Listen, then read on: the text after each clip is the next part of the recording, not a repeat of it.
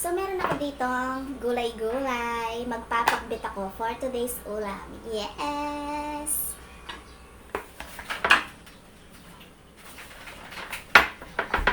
At dahil holiday ngayon, syempre magluluto ako ng pakbet. Yes! So, ako bilang nanay, syempre walang holiday sa akin.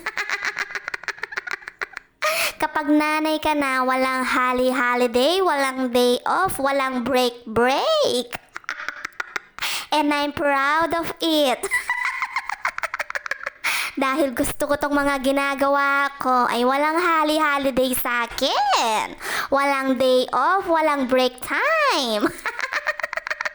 At dahil gustong-gusto kong pinagsisilbihan ng pamilya ko, gustong-gusto ko yung pinagluluto ko yung mga anak ko, ay nako, lahat gagawin ko. Kahit pagod na pagod ako, ipagluluto ko sila. Yes! Gustong-gusto ko yung nabubusog sila. Walang katumbas na ligaya yung makita ko yung mga anak kong busog na busog at nasasarapan sa mga luto ko. Siyempre,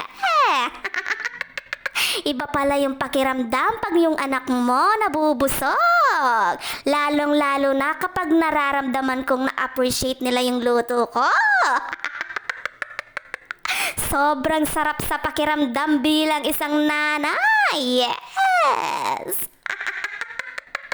Anyways, ayan guys, dahil nahiwa ko na yung ibang mga gulay, yung kalabasa naman yung aking hihiwain. Yes! Nuko, masarap na naman to. Tagal-tagal ko ng cravings ito. Ngayon lang ako ulit nakapagluto. So ngayon naman yung sitaw naman yung aking lilingunin. So paghihiwa-hiwalayin ko lang yung mga sitaw hanggang sa matapos na ako. Yes! Pinakbet for today's ulam. Mapaparami na naman yung kain ko nito. So, ayan guys, natapos na ako. So, syempre, huhugasin ko na ng mabuti yan. At nahugasan ko na nga ng mabuti yung gulay-gulay. Yung kamatis naman ngayon, yung aking lilingunan. Yes! Hihiwa-hiwain ko lang yung kamatis. Syempre! Masarap sa pinakbet yung may kamatis, yung maraming kamatis. At ayun na nga, natapos na ako maghiwa ng kamatis, manggigisa na ako ng bawang. Yes! So, imemekos-mekos ko lang yung bawang. Tapos, isasali ko na rin yung sibuyas. Mekos-mekos lang hanggang sa mag-brown na yung bawang. Yes! Walang katapusang mekos-mekos na naman to.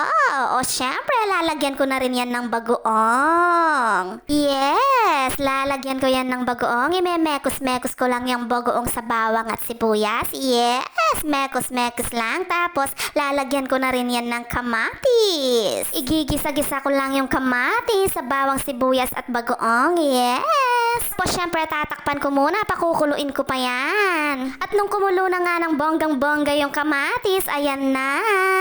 Syempre, memekos-mekos ko na naman ulit yan. Syempre, dudurug-durugin ko yung kamatis para humiwala yung balat sa kanyang laman. Yes! Para mas masarap at malasa.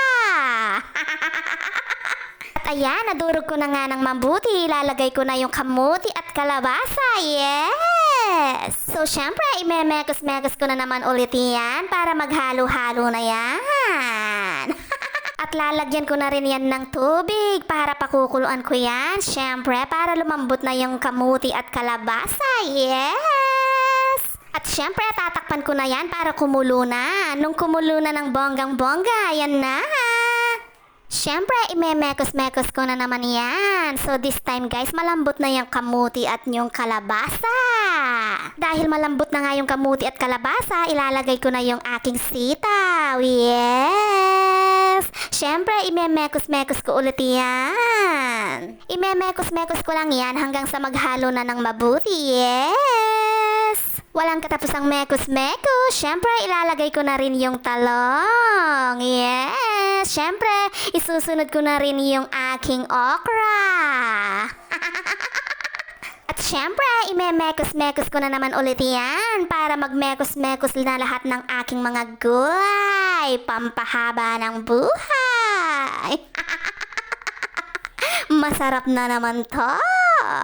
At ayan na nga, syempre, sasangkapan ko na yan ng paminta at iodized salt. Yes, syempre, memekos-mekos ko na naman ulit. Para mahalo na yung nilagay kong asin at paminta sa aking niluluto. Yes, syempre, ilalagay ko na rin yung aking ampalaya. At tatakpan ko na yan para pakuluan. At nung kumulo na nga ng bonggang-bongga, syempre, ayan na, imemekos-mekos ko na naman ulit yan. At sa puntong ito guys, kung napapanood mo tong video na to, ay baka naman paki-follow naman yung aking Facebook page, Kai's Home Foodie. At paki-like and share na rin guys, syempre. At kung pwede na rin, pakipamalita mo naman sa kamarites mo para mapanood nila tong video na to. So ayan na nga guys, lalagyan ko na rin yan ng chicharon para may sahog naman yung aking pinakbet. Na bet ko. Siyempre, tatakpan ko na muna yan. Pakukuluan ko parang bonggang-bongga. At nung kumulo na nga ng bonggang-bongga, siyempre, imemekos-mekos ko na yan. So, this time, guys, malapit nang maluto yung aking pinakbet. Na bet. So, ayan na nga, guys. Konting mekos-mekos na lang at luto na yan. Yes! So, syempre, titikman ko na muna yan. Ay, nuko, kanyaman. Okay na yan, papatayin ko na yun kalan. At luto na.